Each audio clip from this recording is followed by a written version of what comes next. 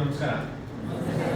ಮೊದಲನೇದಾಗಿ ಗೆಜ್ಜೆ ಅಕಾಡೆಮಿ ಸರ್ಗೆ ಮತ್ತು ಎಲ್ರಿಗೂ ಇರೋಂಥ ಸಿಬ್ಬಂದಿಗೆ ಇರ್ಬೋದು, ಪ್ರತಿಯೊಬ್ಬರಿಗೂ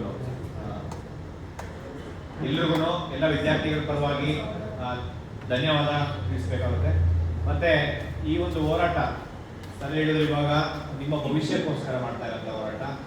ಇಲ್ಲಿ ವಿದ್ಯಾರ್ಥಿಗಳ ಪರವಾಗಿ ನಾವು ಮುಂದೆ ನಿಂತ್ಕೊಂಡಿದ್ದೀರೋ ಹೊರತು ಈ ಹೋರಾಟದಲ್ಲಿ ನೀವೇ ಪಾತ್ರಧಾರಿಗಳು, ನೀವೇ ಮುಖಂಡರು, ನೀವೇ ನಾಯಕರು, ನೀವೇ ಇಲ್ಲ. ಯಾಕೆಂದ್ರೆ ಈ ಒಂದು ಹೋರಾಟ ಪ್ರತಿ ಒಂದಿನ ಮಾಡಿ ಸುಮ್ಮನೆ ಬಂದು ಲೈಬ್ರರಿ ಕುತ್ಕೊಂಡು ಇಲ್ಲ ಮನೆಗೆ ಹೋಗುವಂತ ಹೋರಾಟ ಅಲ್ಲ ಇದು. ಈ ಹೋರಾಟ ಸರ್ಕಾರ, ನಿಮಗೆ ಗೊತ್ತಿರಬೇಕು, ಧಾರವಾಡ, ಬಿಜಾಪುರದಲ್ಲೂ ಹೋರಾಟ ಮಾಡಿದ್ವಿ. ನೀವೆಲ್ಲ ಅಟೆಂಡ್ ಆಗಿದ್ದೀರಾ, ಹೌದಾ ಇಲ್ವಾ?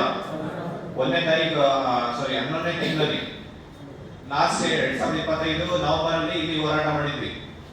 ನೀವೆಲ್ಲರೂ ಹೋರಾಟಕ್ಕೆ ಭಾಗಿಯಾಗಿದ್ರಿ. ಬಟ್ ಹೋರಾಟ ಪ್ರತಿಯೊಂದು ಜಿಲ್ಲೆಯಲ್ಲೂ ಆಗ್ತಾ ಇದೆ. ಕಲಬುರಗಿ, ಧಾರವಾಡ, ಬಿಜಾಪುರ, ಶಿವಮೊಗ್ಗ, ಕೋಲಾರ, ಮತ್ತೆ ತುಮಕೂರು, ಎಲ್ಲ ಬೆಂಗಳೂರು, ಎಲ್ಲ ಡಿಸ್ಟ್ರಿಕ್ಟ್ ಅಲ್ಲೂ ಹೋರಾಟ ಮಾಡಿದೀವಿ. ಅಂದ್ರೆ ರೆಕ್ರೂಟ್ಮೆಂಟ್ ಆಗ್ಬೇಕಂತ ಹೇಳ್ಬಿಟ್ಟು ಈ ಒಂದು ಸರ್ಕಾರ ನಾವು ಹೋರಾಟ ಮಾಡಿದಾಗೆಲ್ಲ ಬರೀ ಒಂದು ನೋಟಿಫಿಕೇಶನ್ ಮಾಡೋದು, ಒಂದು ಮೂಗಿ ಬೆಣ್ಣೆ ಅಂತ ಕೆಲಸ ಮಾಡ್ತಾ ಇದೆ. ನೀವು ನೋಡಿರ್ಬೋದು, ಪ್ರತಿಯೊಂದು ಹೋರಾಟದಲ್ಲಿ ನಿನ್ನೆ ಒಂದು ನೋಟಿಫಿಕೇಶನ್ ಮಾಡಿದ್ದಾರೆ, ಅಗ್ರಿಕಲ್ಚರ್ ಆಫೀಸರ್ ಮತ್ತು ಅಸಿಸ್ಟೆಂಟ್ ಅಗ್ರಿಕಲ್ಚರ್ ಆಫೀಸರ್. ಅದೇ ರೀತಿ ಪ್ರತಿಯೊಂದು ಇಲಾಖೆಯಿಂದ ಏನು ಸರ್ಕಾರ ನಾವು ಹೋರಾಟ ಮಾಡಿದಾದ್ಮೇಲೆ 56,432 ಹುದ್ದೆಗಳನ್ನ ಭರ್ತಿ ಮಾಡ್ತೀನಿ ಅಂತ ಹೇಳಿದ್ರು. ಅದನ್ನ ನೆಕ್ಸ್ಟ್ 8 ಮಂತ್ಸ್ ಒಂದು ಇವೆಂಟ್ ಆಫ್ ಕ್ಯಾಲೆಂಡರ್ ಇರಬೇಕು. 56,000 ಒಂದು ನಿರ್ದಿಷ್ಟ ಒಂದು ಸಮಯ ಇರಬೇಕು. ಕ್ಲಾಸ್ ಅಂತ ಬಂದ್ರೆ ನೀವು ಕೋಚಿಂಗ್ ಇನ್ಸ್ಟಿಟ್ಯೂಟ್ ಕೋಚಿಂಗ್ 10 ವರ್ಷ ಇರುತ್ತೆ ನಿಮ್ಮ ಕ್ಲಾಸಸ್ ಇರುತ್ತಾ? ಇಲ್ಲ 24/7 ಇಲ್ಲೇ ಕ್ಲಾಸ್ ಅಲ್ಲಿ ಕೂತ್ಕೊಂಡಿರ್ತೀರಾ? ಅದಕ್ಕೆ ಒಂದು ಟೈಮ್ ಲಿಮಿಟ್ ಇದೆಯಾ ಇಲ್ವಾ? ಅದೇ ರೀತಿ ಒಂದು ಎಕ್ಸಾಮ್ ಪ್ರೋಸೆಸ್ಗೂ ಅಷ್ಟೇ ಒಂದು ಟೈಮ್ ಲಿಮಿಟ್ ಇರಬೇಕು. ಅದನ್ನ ಇವೆಂಟ್ ಆಫ್ ಕ್ಯಾಲೆಂಡರ್ ಅಂತ ಹೇಳ್ತೀವಿ. ಸರ್ಕಾರ 56,432 ಹುದ್ದೆಗಳದ್ದು ಒಂದು ಇವೆಂಟ್ ಆಫ್ ಕ್ಯಾಲೆಂಡರ್ ಇರಬೇಕು. ಅದ್ರ ಜೊತೆಗೆ ಇನ್ನೂ 50,000 ಖಾಲಿ ಹುದ್ದೆಗಳನ್ನ ಸರ್ಕಾರ ಫೈನಾನ್ಷಿಯಲ್ ಡಿಪಾರ್ಟ್ಮೆಂಟ್ ಇಂದ ಅಪ್ರೂವಲ್ ತಗೊಂಡು ಇದೇ ವರ್ಷ ಭರ್ತಿ ಮಾಡಬೇಕು. ಸರ್ಕಾರ ಒಂದೇ ವರ್ಷದಲ್ಲಿ 1 ಲಕ್ಷ ವೇಕೆನ್ಸಿ ಫಿಲ್ ಮಾಡ್ತೀನಿ ಅಂತ ಹೇಳಿದ್ರು. ಇಲ್ಲಿವರೆಗೂ 5,000 ವೇಕೆನ್ಸಿ ಫಿಲ್ ಮಾಡಿಲ್ಲ 3 ವರ್ಷದಲ್ಲಿ. ನೀವು ನೋಡಿರ್ಬೋದು, 43 ಇಲಾಖೆಯಿಂದ 2,84,000 ಖಾಲಿ ಹುದ್ದೆ ಇದೆ. ಮತ್ತೆ 1 ಲಕ್ಷ ಅಂದ್ರೆ ನಿಗಮ ಮಂಡಳಿಯಿಂದ 1 ಲಕ್ಷ ಹುದ್ದೆ ಖಾಲಿ ಇದೆ. ಟೋಟಲ್ 3,74,000 ಖಾಲಿ ಹುದ್ದೆ ಇದೆ. ಇದರಲ್ಲಿ ಇದೇ ವರ್ಷ 1 ಲಕ್ಷ ವೇಕೆನ್ಸಿ ಫಿಲ್ ಮಾಡೋದ್ರಲ್ಲಿ ಸರ್ಕಾರದ ಪ್ರಾಫಿಟ್, ನಿಮಗೆ ಪ್ರಾಫಿಟ್? ಸರ್ಕಾರ ರೆವಿನ್ಯೂ ಟ್ಯಾಕ್ಸ್ ಮನಿ ಕಲೆಕ್ಟ್ ಮಾಡ್ಬೇಕಂತಂದ್ರೆ ಯಾರು ಬೇಕು? ಅಧಿಕಾರಿಗಳು ಬೇಕು. ಮತ್ತೆ ಒಂದು ಲಾ ಅಂಡ್ ಆರ್ಡರ್ ಮೇಂಟೈನ್ ಮಾಡ್ಬೇಕಂದ್ರೆ ಅಧಿಕಾರಿಗಳು ಬೇಕು. ನೀವೊಂದು ಹಾಸ್ಪಿಟಲ್ ಹೋದ್ರೆ ಅಂದ್ರೆ ಇವತ್ತು ಅಲ್ಲಿ ಸ್ಟಾಫ್ ಇರಬೇಕು, ಡಾಕ್ಟರ್ಸ್ ಇರಬೇಕು, ಹೌದಾ ಇಲ್ವಾ? ಯಾರಿಗೋಸ್ಕರ ಮಾಡ್ತಾ ಇರೋಂಥದ್ದು? ಸರ್ಕಾರ ಒಂದು ಗವರ್ನೆನ್ಸ್ ಮೇಂಟೈನ್ ಮಾಡ್ಬೇಕಂತಂದ್ರೆ ಅಧಿಕಾರಿಗಳು ತುಂಬಾ ಇಂಪಾರ್ಟೆಂಟ್. ಆದ್ರೆ ಇಲ್ಲಿ ಗವರ್ಮೆಂಟ್ ಏನ್ ಮಾಡ್ತಿದ್ದಾರೆ, ಹೊರಗುತ್ತಿಗೆ ಆಧಾರದ ಮೇಲೆ 50,000 ಕೊಡೋ ಜಾಗದಲ್ಲಿ 20,000 ಕೊಡೋದು, 30,000 ಕೊಡೋದು, ಮತ್ತೆ ಅವ್ರಿಗೆ ಕೊಡೋ ತರ ಕೊಡ್ತಾರೆ, ಮತ್ತೆ ಹಿಂದೆಯಿಂದ ಕಮಿಷನ್ ತಗೋತಾರೆ ಅದೇ ದುಡ್ಡನ್ನ. ಈ ತರ ಮಾಡಿಕೊಂಡು ಜೆನ್ಯೂನ್ ಪ್ರಾಮಾಣಿಕವಾಗಿ ಕಷ್ಟಪಟ್ಟು ಓದ್ತಾ ಇರೋಂಥ ವಿದ್ಯಾರ್ಥಿಗಳಿಗೆ ಇವತ್ತು ಸರ್ಕಾರ ಯಾವುದೇ ರೀತಿ ನೇಮಕಾತಿ ಮಾಡ್ತಾ ಇಲ್ಲ. ಮಾಡ್ತಾ ಇದೆಯಾ? ಮಾಡ್ತಾ ಇದೆ ಹೇಳಿ. ಒಂದು ನೋಟಿಫಿಕೇಶನ್ಸ್ ಮಾಡ್ತಾ ಇಲ್ಲ ಅಂದ್ರೆ ಎಷ್ಟು ದಿನ ಅಂತ ಹಿಂಗೆ ಕೂತ್ಕೊಂಡು ಹೋಗಕ್ಕಾಗುತ್ತೆ? ನಾನು ಅದಕ್ಕೆ ಎಲ್ಲಾ ಕೋಚಿಂಗ್ ಇನ್ಸ್ಟಿಟ್ಯೂಟ್ಸ್ಗೆ ಮನವಿ ಮಾಡ್ಕೊತಾ ಇದೀನಿ. ಈ ಒಂದು ಗೆಜ್ಜೆ ಅಕಾಡೆಮಿ ಇರ್ಬೋದು, ಚಾಣಕ್ಯ ಅಕಾಡೆಮಿ ಇರ್ಬೋದು, ಎಸ್ ಬಿ ವಿಸ್ಡಮ್, ಎಲ್ಲ ಎಷ್ಟು ಕೋಚಿಂಗ್ ಇನ್ಸ್ಟಿಟ್ಯೂಟ್ ಇದೆ ಕರ್ನಾಟಕದಲ್ಲಿ ಇರೋ ಅಂತ ಎಲ್ಲಾ ಕೋಚಿಂಗ್ ಇನ್ಸ್ಟಿಟ್ಯೂಟ್ಗೆ ಮನವಿ ಮಾಡ್ಕೊತೀನಿ. ಈ ಒಂದು ಹೋರಾಟ ಕೊನೆ ಹೋರಾಟ ಆಗಿರ್ಬೇಕು. ಈ 21ನೇ ತಾರೀಕು ನಾವು ಶಿವಾಜಿ ವೃತ್ತದಿಂದ ಬೆಳಿಗ್ಗೆ 10 ಗಂಟೆ ಪ್ರಾರಂಭ ಮಾಡ್ತೀವಿ. ಪಾದಯಾತ್ರೆ ಮುಖಾಂತರ ದರ್ಬಾರ್ ಗ್ರೌಂಡ್ ಇದೆಯಲ್ಲ, ದರ್ಬಾರ್ ಗ್ರೌಂಡ್ ಮೈದಾನ ಗೊತ್ತಲ್ವಾ? ಅಲ್ಲಿ 21ನೇ ತಾರೀಕಿಂದ ಅನಿರ್ದಿಷ್ಟಾವಧಿ ಹೋರಾಟ. ನಿಮ್ಗೆ ಅಲ್ಲೇ ಊಟದ ಫೆಸಿಲಿಟೀಸ್, ಎಲ್ಲಾ ಫೆಸಿಲಿಟೀಸ್ ಅಲ್ಲೇ ಕೊಡ್ತೀವಿ.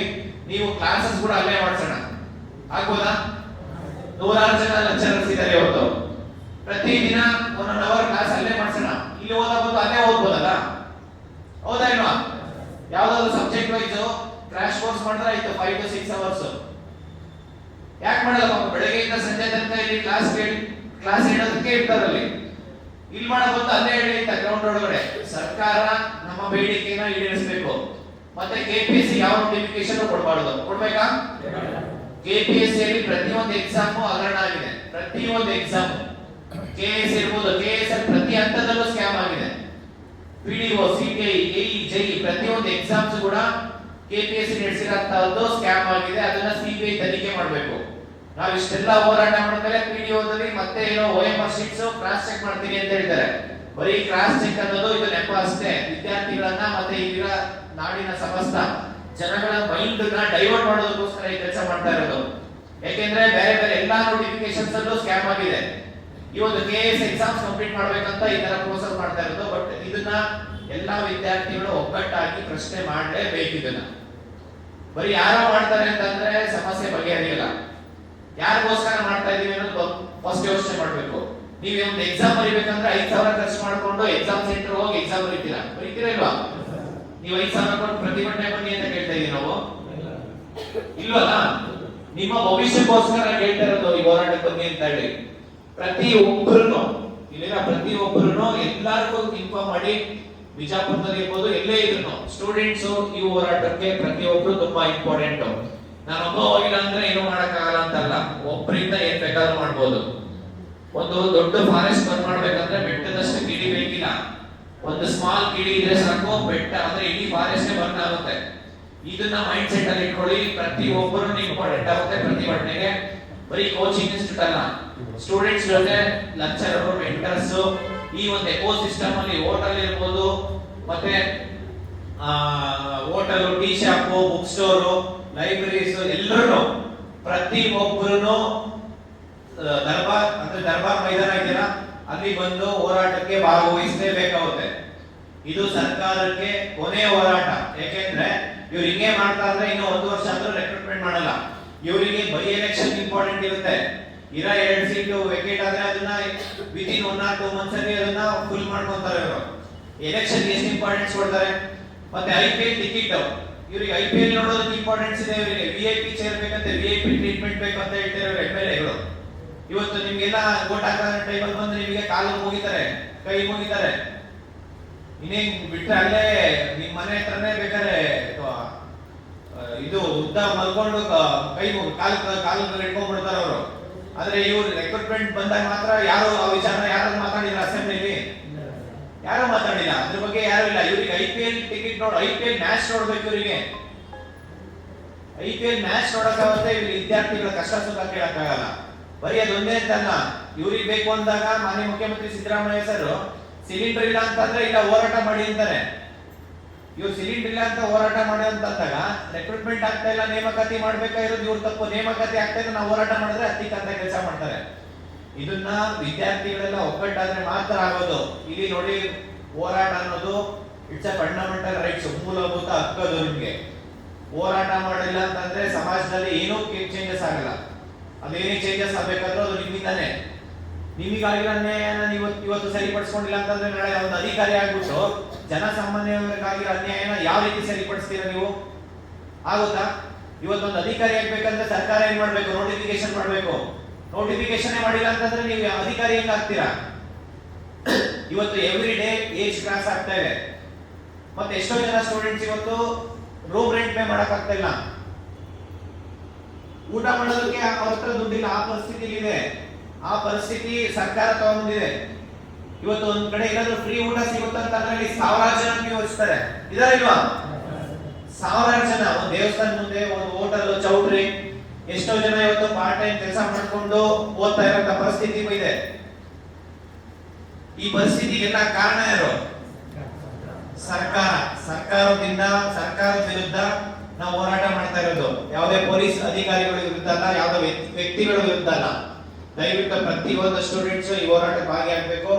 ಈ ಹೋರಾಟ ನಿಮ್ಮ ಭವಿಷ್ಯ ರೂಪಿಸುತ್ತೆ. ಹೋರಾಟದಿಂದ ನಾವು ಬಹಳಷ್ಟು ಸಮಸ್ಯೆಗಳನ್ನ ಬಗೆಹರಿಸಿದ್ವಿ. ನಿಮಗೆಲ್ಲ ಗೊತ್ತಿರಬಹುದು, ಗೊತ್ತಿದೆಯಾ ಇಲ್ವಾ? KPSC ಇಂದ KE-ಗೆ ನಿನ್ನೆ ನಡೆದಂತ ಒಂದು ಅಗ್ರಿಕಲ್ಚರ್ ನೋಟಿಫಿಕೇಶನ್ ಅಷ್ಟೇ KPSC ಇಂದ KE ಕೊಡಿಸಿದೀವಿ. ಸಾಕಷ್ಟು ಒಂದೇ ಅಂತಲ್ಲ, KSಗೆ ಎಕ್ಸಾಮ್ ಮಾಡಿಸಿದ್ವಿ, PSI ಹೋರಾಟ ಮಾಡಿದೀವಿ, ಗೆಸ್ಟ್ ಫ್ಯಾಕಲ್ಟೀಸ್ ಇರ್ಬೋದು 10,000 ಜನ ನೆಟ್ PhD ಹೋಲ್ಡರ್ಸ್ಗೆ ಜಸ್ಟಿಸ್ ಕೊಡಿಸಿದ್ವಿ. ಧಾರವಾಡದಲ್ಲಿ 4 ವಿದ್ಯಾರ್ಥಿ ಕ್ಯಾಂಟೀನ್ ಆಗಬೇಕು ಅಂತ ಹೇಳ್ಬಿಟ್ಟು 4 ವಿದ್ಯಾರ್ಥಿ ಕ್ಯಾಂಟೀನ್, ಒಂದು ಡಿಜಿಟಲ್ ಲೈಬ್ರರಿ. ಆ ಡಿಜಿಟಲ್ ಲೈಬ್ರರಿ 10 crores ಬಜೆಟ್ ಅಲ್ಲಿ ಅನೌನ್ಸ್ ಮಾಡಿದ್ದಾರೆ. ಅದು ಬಿಕಾಸ್ ಆಫ್ ನಾವೆಲ್ಲ ಹೋರಾಟ ಮಾಡಿರೋದ್ರಿಂದ ಆಗಿರುವಂತದ್ದು. ಬೆಂಗಳೂರಲ್ಲಿ 2 ವಿದ್ಯಾರ್ಥಿ ಕ್ಯಾಂಟೀನ್, ಒಂದು ಡಿಜಿಟಲ್ ಲೈಬ್ರರಿ. ಈ ತರ ಹೇಳ್ಕೊಂತ ಹೋದ್ರೆ ಸಾಕಷ್ಟು ಬದಲಾವಣೆಗಳಾಗಿದೆ. KE ಇಂಗಿತ ಮುಂಚೆ ಅಲ್ಲೂ ಕರಪ್ಷನ್ ಇತ್ತಾ ಇರ್ಲಿಲ್ವಾ? ಅಲ್ಲೂ ಕೂಡ ಹೋರಾಟ ಮಾಡಿ within day OMR sheet upload ಮಾಡ್ತಾರೆ. ಮತ್ತೆ 5th ಆಪ್ಷನ್ಸ್ ಇದೆ. ಪ್ರತಿಯೊಂದು ರಿಫಾರ್ಮ್ಸ್ ಆಗ್ಬೇಕಂತಂದ್ರೆ ನಮ್ಮ ಹೋರಾಟದಿಂದನೇ ಆಗಿರೋದು. ಹೋರಾಟದಿಂದನೇ ಎಲ್ಲನೂ ಸಾಧ್ಯ. ಹಂಗಾಗಿ ಪ್ರತಿಯೊಬ್ರು ಪ್ರಶ್ನೆ ಮಾಡಬೇಕು, ಪ್ರತಿಯೊಬ್ರು ನಿಮ್ಮ ರೈಟ್ಸ್ ನ ನೀವು ಕೇಳಬೇಕಾಗುತ್ತೆ. ಹಂಗಾಗಿ ಮತ್ತೊಮ್ಮೆ ನಾನು ಕೇಳ್ಕೊತೀನಿ, ಎಲ್ಲ ಕೋಚಿಂಗ್ ಇನ್ಸ್ಟಿಟ್ಯೂಟ್ ಇರ್ಬೋದು, ಸ್ಟೂಡೆಂಟ್ಸ್ ಇರ್ಬೋದು, ಈ ಹೋರಾಟ ತುಂಬಾ ಇಂಪಾರ್ಟೆಂಟ್ ಇರುತ್ತೆ. ನೀವು ಒಂದ್ ದಿವಸ ಓದಿಲ್ಲ ಅಂದ್ರೂ ಪರವಾಗಿಲ್ಲ, ಒಂದಿನ ಊಟ ಮಾಡಿಲ್ಲ ಅಂದ್ರೂ ಪರವಾಗಿಲ್ಲ, ಒಂದಿನ ನಿದ್ದೆ ಮಾಡಿಲ್ಲ ಅಂದ್ರೂ ಪರವಾಗಿಲ್ಲ, ಒಂದ್ ವಾರ ಈ ಹೋರಾಟಕ್ಕೆ ಹೆಚ್ಚಿನ ಸಂಖ್ಯೆಯಲ್ಲಿ, ಅದರಲ್ಲೂ ಹೆಣ್ಮಕ್ಳಿಗೆ ವರ್ಷ ಗಟ್ಟಲೆ ಬಿಡಲ್ಲ, ಮ್ಯಾಕ್ಸಿಮಮ್ 2 ರಿಂದ 3 ವರ್ಷ. ಅದರಲ್ಲೂ ನಿಮ್ಗೆ ಉಳ್ಕೊಳಕ್ಕಾಗಲ್ಲ ಅಂತ ಎಲ್ಲೋ ರೂರಲ್ಲಿಂದ ಬಸ್ಸಲ್ಲಿ ಎಷ್ಟೋ ಜನ ಬರೋರಿದ್ದೀರಾ, ಇದ್ರಿಲ್ಲ ಸರ್. ಹಂಗಾಗಿ ಇವತ್ತು ಪರಿಸ್ಥಿತಿ ಹಂಗಿದೆ. ಒಂದು ಜಾಬ್ ಅನ್ನೋದು ತುಂಬಾ ಇಂಪಾರ್ಟೆಂಟ್. ಒಂದು ಸೆಕ್ಯೂರಿಟಿ ಜಾಬ್ಗೋಸ್ಕರ ಎಷ್ಟು ಇನ್ಫ್ಲೂಯೆನ್ಸ್ ಮಾಡ್ತಾರೆ. ಅಂತದ್ದು ಒಂದು ಸರ್ಕಾರಿ ಕೆಲಸ ಸಿಗ್ಬೇಕಂತಂದ್ರೆ ನೀವು ಇಷ್ಟೆಲ್ಲ ಕಷ್ಟ ಪಡ್ತಾ ಇದ್ದೀರಾ ಅಂತಂದ್ರೆ ನಿಮಗೆ ಜಾಬ್ ಸಿಗ್ಬೇಕು. ಮತ್ತೆ ನೀವು ಹೆಣ್ಮಕ್ಳು ನಾನು ಯಾಕೆ ಹೇಳ್ತೀನಿ ಅಂದ್ರೆ ಮನೆಯಲ್ಲಿ ಸೋಷಿಯಲ್ ಪ್ರೆಷರ್, ಫ್ಯಾಮಿಲಿ ಪ್ರೆಷರ್ ತುಂಬಾ ಇರುತ್ತೆ. ಮ್ಯಾಕ್ಸಿಮಮ್ ಒಂದು 3 ಇಯರ್ಸ್ ಕೊಡ್ಬೋದು ಅಷ್ಟೇ ನಿಮಗೆ ಒಂದು ಚಾನ್ಸ್. ಇವ್ರು ಆಲ್ರೆಡಿ 3 ವರ್ಷ ರಿಕ್ರೂಟ್ಮೆಂಟೇ ಮಾಡಿಲ್ಲ, ಬಿಟ್ರೆ ಇನ್ನೂ 1-2 ವರ್ಷ ರಿಕ್ರೂಟ್ಮೆಂಟ್ ಮಾಡಲ್ಲ. ಹಂಗಾಗಿ ಪ್ರತಿಯೊಬ್ಬರು ಹೆಣ್ಮಕ್ಳಿಗೆ ಎಸ್ಪೆಷಲಿ ಎಲ್ಲರೂ ಈ ಹೋರಾಟ ಭಾಗಿಯಾಗಿ ಅಂತ ಹೇಳ್ಬಿಟ್ಟು ಮನವಿ ಮಾಡ್ಕೊಂತೀನಿ. ಯಾಕೆಂದ್ರೆ ಧಾರವಾಡದಲ್ಲಿ ಹೋರಾಟ ಮಾಡಿದಾಗ ಗಂಡು ಮಕ್ಳು ಎಷ್ಟಿದ್ದಾರೋ ಅಷ್ಟೇ ಜನ ಹೆಣ್ಮಕ್ಳನ್ನು ಪಾರ್ಟಿಸಿಪೇಟ್ ಮಾಡಿದ್ರು. ಅದಕ್ಕೋಸ್ಕರ ನಾನು ಬಿಜಾಪುರದಲ್ಲೂ ಕೇಳ್ತೀನಿ, ಹೊರಗಡೆ ಎಲ್ಲ ಡಿಸ್ಟಿಕ್ ಇಂದ ಈ ಹೋರಾಟಕ್ಕೆ ಎಲ್ಲರೂ ಭಾಗಿಯಾಗಿ ಅಂತ ಹೇಳ್ಬಿಟ್ಟು ಮನವಿ ಮಾಡ್ಕೊಂತೀನಿ. ಈ ಒಂದು ಅವಕಾಶ ಮಾಡಿಕೊಟ್ಟಂತ FIR ಎಲ್ಲ ನೀವು ತಲೆ ಕೆಡಿಸ್ಕೊಂಡ್ರೆ ಯಾರು ಹೇಳಿ, ಪೊಲೀಸ್ ಯಾರು ಬರ್ತಾನೆ ಅವನ್ನ ಸಾಮಾನ್ಯ ವಿರುದ್ಧನೇ ಫೈಟ್ ಮಾಡೋಣ. ಮೊನ್ನೆ ನಮಗೆ FIR ಅಂತ ಧಾರವಾಡದಲ್ಲಿ ಹೋರಾಟ ಮಾಡ್ತಾರೆ, ನನ್ನ ವಿರುದ್ಧ FIR ಆಗ್ತದೆ ನೋಡಿದ್ರಾ? ಕೋಟೆ ಅವರಿಗೆ ಚೀಮಾರಿ ಇತ್ತು ಪೊಲೀಸ್ಗೆ ಹಾಕಿದ್ದ ಇಲ್ವಾ? ನೋಡಿದ್ರಾ ಇಲ್ವಾ? ಹಂಗೆ ವಿದ್ಯಾರ್ಥಿಗಳ ಮೇಲೆ FIR ಹಾಕೋದಲ್ಲ, ಅವರು ನಿಮ್ಮನ್ನು ಕ್ರಾಸ್ ಮಾಡ್ಕೊಂಡು ಹೋಗಿ ಒಂದು ನೋಟಿಫಿಕೇಶನ್ ಮಾಡಿರೋದಕ್ಕೆ ಅವ್ರು ಅಧಿಕಾರಿ ಆಗಿರೋದು. ಅವ್ರು ನೋಟಿಫಿಕೇಶನ್ ಮಾಡಿಲ್ಲ ಅಂತಂದ್ರೆ ಅವರೆಲ್ಲ ಅಧಿಕಾರಿ ಆಗ್ತಾ ಇದ್ರಾ? ಒಂದು ಪೊಲೀಸ್ ಕಾನ್ಸ್ಟೇಬಲ್ ಆಗ್ತಿದ್ದ, ಒಬ್ಬ ಸಬ್ ಇನ್ಸ್ಪೆಕ್ಟರ್ ಆಗ್ತಿದ್ದ, ಒಬ್ಬ KS ನೋಟಿಫಿಕೇಶನ್ ಆದ್ರೆ ಒಬ್ಬ DOSP ಆಗ್ತಾರೆ, ACP ಆಗ್ತಾರೆ, ಒಬ್ಬ AC ಆಗ್ತಾರೆ, ತಹಸೀಲ್ದಾರ್ ಆಗ್ತಾರೆ. ಇವತ್ತು ನೋಟಿಫಿಕೇಶನ್ ಮಾಡಿಲ್ಲ ಅಂತಂದ್ರೆ ಅವರೆಲ್ಲ ಆಗ್ತಿದ್ರು, ಅವರೆಲ್ಲ ಕ್ವಾಲಿಫೈ ಆಗ್ತಿದ್ರು. ಒಂದು UPSC ಎಕ್ಸಾಮ್ ನೋಟಿಫಿಕೇಶನ್ ಮಾಡಿದ್ರೆ ಅವ್ರು SP ಆಗಕ್ಕಾಗೋದು, DC ಆಗಕ್ಕಾಗೋದು. ಅದನ್ನ ಫಸ್ಟ್ ಅವ್ರು ಅರ್ಥ ಮಾಡ್ಕೊಬೇಕು. ಯಾಕೆಂದ್ರೆ ಆ ತರ ಏನಾದ್ರು ಇತ್ತಂತ ಹೇಳಿದ್ರೆ ಫಸ್ಟ್ ಅವ್ರ ವಿರುದ್ಧನೇ ಹೋರಾಟ ಮಾಡೋಣ, ಅವ್ರನ್ನ ಸಸ್ಪೆಂಡ್ ಮಾಡ್ಸೋಣ, ಬೇಕಾದ್ರೆ ಡಿಸ್ಮಿಸ್ ಮಾಡ್ಸೋಣ. ಕೋರ್ಟ್ ಇದೆ. ವಿದ್ಯಾರ್ಥಿಗಳನ್ನ ಹತ್ತಿಕ್ಕಂತ ಕೆಲಸ ಪೊಲೀಸ್ ಯೂಸ್ ಮಾಡ್ಕೊಂಡು ಸರ್ಕಾರ ಇದನ್ನೇ ಮಾಡುತ್ತಿದ್ದು. ನಾವು ಎಲ್ಲಿವರೆಗೂ ನಾವು ಪ್ರಶ್ನೆ ಮಾಡಲ್ಲ, ಎಲ್ಲಿವರೆಗೂ ನಾವು ಸುಮ್ಮನೆ ಇರ್ತೀವಿ, ಅಲ್ಲಿವರೆಗೂ ನಮ್ಮ ಮೇಲೆ ದಬ್ಬಾಳಿಕೆ ಆಗ್ತಾನೆ ಇರುತ್ತೆ. ಇವತ್ತು ಕಾಂಗ್ರೆಸ್ ಸರ್ಕಾರ ಬ್ರಿಟಿಷ್ ದಬ್ಬಾಳಿಕೆ ಆಗಿದೆ. ಇವತ್ತು ಬ್ರಿಟಿಷ್ ಅವ್ರ ತರ ವರ್ತಿಸ್ತಿದೆ. ಇವತ್ತು ಪೊಲೀಸ್ ಕಡೆ ಅಂತ ಹತ್ತಿಕ್ಕಂತ ಕೆಲಸ ಮಾಡಿದ್ರೆ ಮೊದಲು ನಾವು ಪೊಲೀಸ್ ವಿರುದ್ಧನೇ ಪ್ರತಿಭಟನೆ ಮಾಡ್ಬೇಕಾಗುತ್ತೆ. ಯಾಕೆಂತಂದ್ರೆ ಅವರು ವಿದ್ಯಾರ್ಥಿಗಳ ಹಿತಾಸಕ್ತಿ ನೋಡ್ಬೇಕು. ಅವರು ಬೇರೆ ವಿಚಾರದಲ್ಲ. ಇಲ್ಲಿ ಯಾರು ಇಲ್ಲಿ ಎಲ್ಲ ಎಜುಕೇಟೆಡ್ ಇರೋದು, ಯಾರು ಅನ್ಎಜುಕೇಟೆಡ್ ಅಲ್ಲ. ಇಲ್ಲಿ ವಿದ್ಯಾರ್ಥಿಗಳಿಗೆ ಅನ್ಯಾಯ ಆಗ್ತಿರೋದನ್ನ ಪ್ರಶ್ನೆ ಮಾಡೋದಕ್ಕೆ ಫಂಡಮೆಂಟಲ್ ರೈಟ್ಸ್ ಅಂದ್ರೆ ನಮ್ಮ ಕಾನ್ಸ್ಟಿಟ್ಯೂಷನ್ ಅಲ್ಲೇ ಇದೆ. ಅದನ್ನ ಇವರು ಫಂಡಮೆಂಟಲ್ ರೈಟ್ಸ್ ಅಲ್ಲಿ ಉಸಿರಾಡೋದು ಒಂದು ಫಂಡಮೆಂಟಲ್ ರೈಟ್ಸ್. ಇವರಿಗೆ ಕೇಳಿ ಉಸಿರಾಡ್ತೀವಿ ನಾವು. ಅದೇ ರೀತಿ ಪ್ರತಿಭಟನೆ ಅನ್ನೋದು ಜಸ್ಟ್ ಇಂಟಿಮೇಷನ್ ಅಷ್ಟೇ. ಅದನ್ನ ಪರ್ಮಿಷನ್ಸ್ ಕೊಡಲೇಬೇಕು. ಕಲಬುರಗಿಯಲ್ಲಿ ಹೋರಾಟ ಪರ್ಮಿಷನ್ಸ್ ಕೊಟ್ಟಿಲ್ಲ, ನೋಡಿದ್ರಾ? ಕೋರ್ಟ್ ಮುಖಾಂತರ ಪರ್ಮಿಷನ್ ತಗೊಂಡು ಹೋರಾಟ ಮಾಡಿದೇವಿಲ್ಲ. ಯಾರು FIR ಹಾಕಕ್ಕಾಗುತ್ತೆ? ಎಲ್ಲರೂ ಒಗ್ಗಟ್ಟಾದ್ರೆ ಯಾರು FIR ಇಲ್ಲ. ಯಾವುದಕ್ಕೂ ಭಯ ಬಿಡಬೇಡಿ. ಆ ರೀತಿ ಯಾರೇ ಫೋನ್ ಮಾಡಿರ್ಬೋದು, ಇಲ್ಲಿ ಬಂದು ಎದುರಿಕೆ ಇರ್ಬೋದು. ಜಸ್ಟ್ ಒಂದು ಫೋಟೋ ವಿಡಿಯೋ ಕೊಡಿ ಅವ್ರದ್ದು. ಫಸ್ಟ್ ಅವ್ರ ವಿರುದ್ಧನೇ ಹೋರಾಟ ಮಾಡೋಣ, ಅವನ್ನ ಸಸ್ಪೆಂಡ್ ಮಾಡಬೇಕು. ಅಲ್ಲಿ ತನಕ ಬಿಡಲ್ಲ. ಯಾಕೆಂದ್ರೆ ಇದು ನಮ್ಮ ರೈಟ್ಸ್, ನಾವು ಕೇಳ್ತಾ ಇದೀವಿ. ಯಾರು ಪೊಲೀಸಿಗೆ ಭಯ ಬೀಳಂತ ಅವಶ್ಯಕತೆ ಇಲ್ಲ. ಯಾಕೆಂದ್ರೆ ನೀವು ನಾಳೆ ದಿನ ಅಧಿಕಾರಿ ಆಗ್ಬೇಕಂತಂದ್ರೆ ಇದೇ ಹಾದಿನೇ ಅವರು ಹೋಗಿರೋದು. ಕರೆಕ್ಟಾ? ಇವತ್ತು ನೀವು ಹಿಂಗೆ ಒಂದು ಅಧಿಕಾರಿ ಆಗ್ಬೇಕಂತ ಅನ್ಕೊಂಡಿದ್ರೆ ಅದೇ ಅವ್ರ 10 ವರ್ಷ 5 ವರ್ಷ ಮುಂಚೆ ನಿಮ್ ಸ್ಥಾನದಲ್ಲೇ ಅವ್ರು ಇದ್ದಿದ್ದು. ಹೌದಾ ಇಲ್ವಾ? ಇವತ್ತು ಸರ್ಕಾರ ನೋಟಿಫಿಕೇಶನ್ ಮಾಡಿರೋದಕ್ಕೆ ಅವ್ರು ಅಧಿಕಾರಿಗಳಾಗಿರೋದು. ಇಲ್ಲಿ ಪೊಲೀಸ್ ಅಧಿಕಾರಿಗಳಿರ್ಬೋದು, ಸರ್ಕಾರಗಳಿರ್ಬೋದು, ಯಾರು ಭಯ ಬೀಳಂತ ಅವಶ್ಯಕತೆ ಇಲ್ಲ. ಅರ್ಥ ಆಯ್ತಾ? ಪ್ರತಿಯೊಬ್ಬರೂ ಈ ಹೋರಾಟಕ್ಕೆ ನಿಮ್ಮ ಪ್ರೆಸೆನ್ಸ್ ತುಂಬಾ ಇಂಪಾರ್ಟೆಂಟ್. ಅದರಲ್ಲೂ ಶಾಸಕರಾದಂತ ನಮ್ಮ ಬಸನಗೌಡ ಯತ್ನಾಳ್ ಪಾಟೀಲ್ ಸಾಹೇಬರು ಅವ್ರ ನೇತೃತ್ವದಲ್ಲಿ ಹೋರಾಟ ಮಾಡ್ತಾ ಇದೀವಿ. ದಯವಿಟ್ಟು ಅರ್ಥ ಮಾಡ್ಕೊಳ್ಳಿ. ಯಾರೋ ಈ ಒಂದು ಏನು ಒಂದು ಜಿಲ್ಲೆ ಒಂದು ಈ ಕಾನ್ಸ್ಟಿಟ್ಯೂನ್ಸಿ MLA ಅವರೇ ಇದಾರೆ ಅಂತ ಅಂದ್ಮೇಲೆ ಅವ್ರ ಅಂಡರ್ ಎಲ್ಲ ಬರುತ್ತೆ. ಕರೆಕ್ಟಾ? ಹೌದಾ ಇಲ್ವಾ? ಅವರೇ ಇದಾರೆ ಅಂತಂದ್ರೆ ಇನ್ನೊಂದು ಯಾವ ವಿಚಾರಕ್ಕೂ ಭಯ ಬೀಳಂಗಿಲ್ಲ. ಮತ್ತೆ ವಿದ್ಯಾರ್ಥಿಗಳಿಗೋಸ್ಕರ ನಾವೆಲ್ಲರೂ ಮುಂದೆ ನಿಂತ್ಕೊಂಡಿರ್ತೀವಿ. ಮತ್ತೆ ಎಲ್ಲಾ ಲೆಕ್ಚರರ್ಸ್, ಮೆಂಟರ್ಸ್, ಓನರ್ಸ್ ಎಲ್ಲರೂ ಬರ್ತಿದ್ದಾರೆ. ಅರ್ಥ ಆಯ್ತಾ?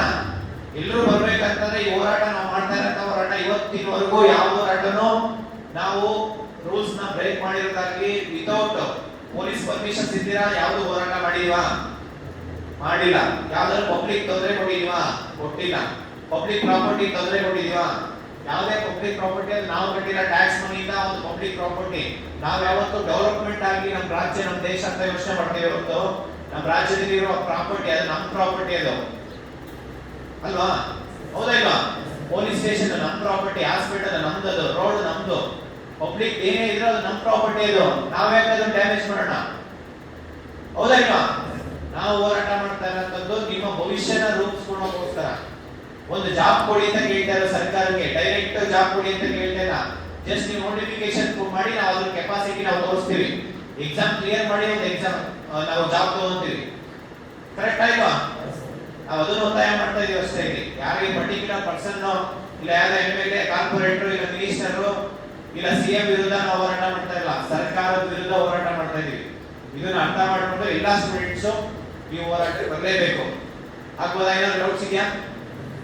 Okay, thank you so much. ಈಗ ನಮಗೆಲ್ಲ ಅವಕಾಶ ಮಾಡಿಕೊಡುವಂತ ಎಜೆ ಅಕಾಡೆಮಿ ಎಲ್ಲರಿಗೂ ಅಷ್ಟೇ, ಫೌಂಡರ್ ಇರ್ಬೋದು, ಮತ್ತೆ ಲೆಕ್ಚರರ್, ಫ್ಯಾಕಲ್ಟೀಸ್ ಎಲ್ರಿಗೂ, ಎಲ್ಲ ವಿದ್ಯಾರ್ಥಿಗಳ ಪರವಾಗಿ ನಾನು ಧನ್ಯವಾದ ತಿಳಿಸ್ತಾ ಥ್ಯಾಂಕ್ ಯು ಸೊ ಮಚ್. ನಮಸ್ಕಾರ.